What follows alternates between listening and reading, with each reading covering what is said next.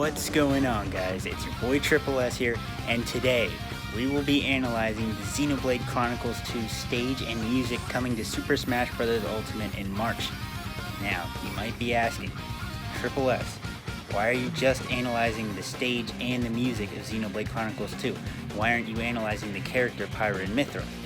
And the answer for that is that I really don't have a ton to say on the character that hasn't been said already. I've either already said it in my initial reactions to the trailer, or someone else has already said it.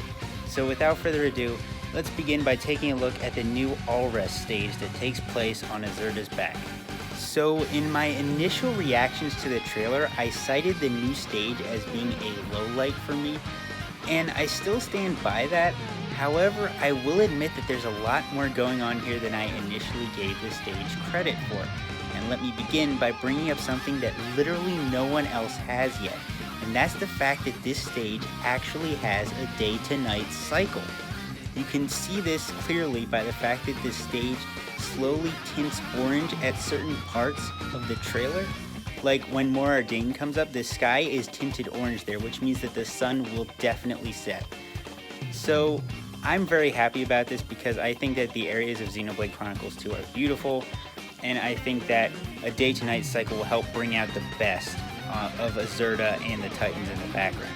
I think it'll make the stage look more dynamic and more visually interesting. So that's cool.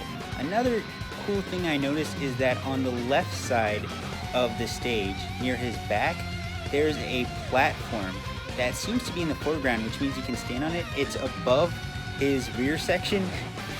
I'm sorry, I don't really have much of a better word for it.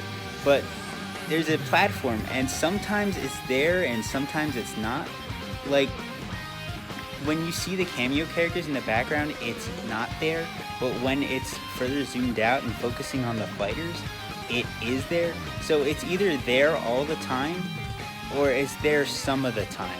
And I think it might be there all of the time, which is cool. I thought it was just going to be one flat platform with the right side moving up and down as Azurda's neck drops and rises, but there's actually a bit more variety here, so that's cool. Getting back to the night cycle briefly, we do not see the stage at night at all, even though we know for a fact there will be one based on the fact that the sun actually sets. So it makes me wonder what will happen at night. Will something actually dynamic happen with the stage? That would be really cool. This kind of leads into my next point, which is the Titans we actually see in the background. We see Gormat, we see Uriah, we see Mora Dane, we see the Argentum Trade Guild, and we see Indal. The two biggest omissions here are Leftheria and Tantal. We don't see either of them, so maybe they're the ones that we'll get to see at night. That would be cool. Another cool thing they could do with the stage at night is have the ancient ship show up. Like, the sky suddenly gets dark and stormy, and then you see the ancient ship show up and you can see Malos standing on it in the background. I think that would be really cool. It would make the stage very unique, and it would be unique, but it would also be reminiscent of the pirate ship stage, which is one of my favorite stages in Smash Ultimate. Unfortunately, as it is right now, the All Rest stage does not look nearly as dynamic and interesting to a casual audience as the pirate ship stage does. I mean, it's a stage floating in the middle of the Cloud Sea. It's not like it was ever going to be competitive. They might as well make it as fun as possible. So, one more thing I wanted to say about this stage is the actual cameos in the background. So you got Nia and Dromark, you have Zeke and Pandoria, Morag and Bridget, and Tora and Poppy. Now, it says, in the trailer it says, your friends are here to cheer you on, which makes me think there aren't any more cameos. However, I really wish they'd add more cameos than just the main party members, because there are so many cool Xenoblade Chronicles 2 characters besides those. Like, give my man Jin some love, give Malos some love, put him in the background. Heck, they could even put Torn of the Golden Country characters in there. They could put Adam, they could put Laura.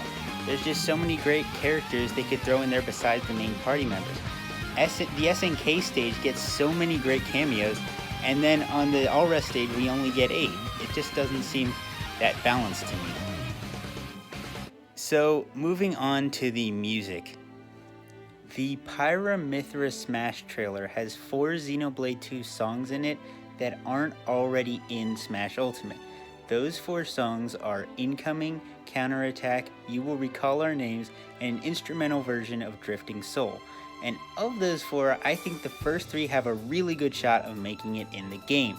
Drifting Soul I'm not so sure on because it is a bit on the slower side, and normally Sakurai tends to not go with slower songs.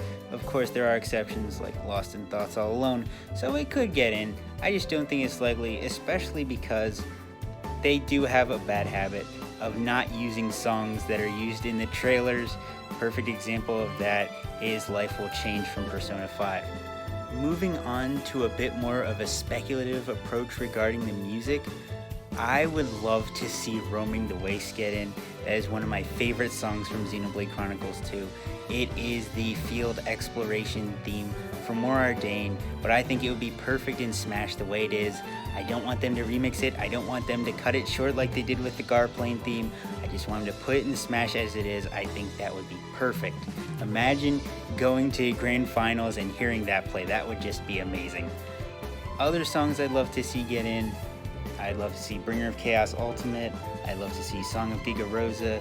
I'd love to see Incoming, although like I said earlier, that one stands a really good chance.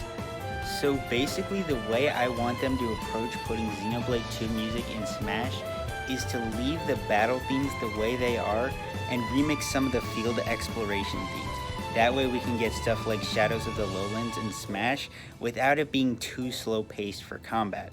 The other thing I really want them to do is to take songs not just from the main game of Xenoblade 2, but also a few from Torn of the Golden Country as well, as there's 2 songs from that game that I have in mind that would work really well in my opinion. The first one is the main battle theme of Torn of the Golden Country, and the second one is Four-Limbed Titan, which you're listening to right now. So anyways guys, thank you for watching, and without further ado, I will go and wait patiently for the Xenoblade 2 DLC to release for Smash Ultimate. Who knows what my next video will be about?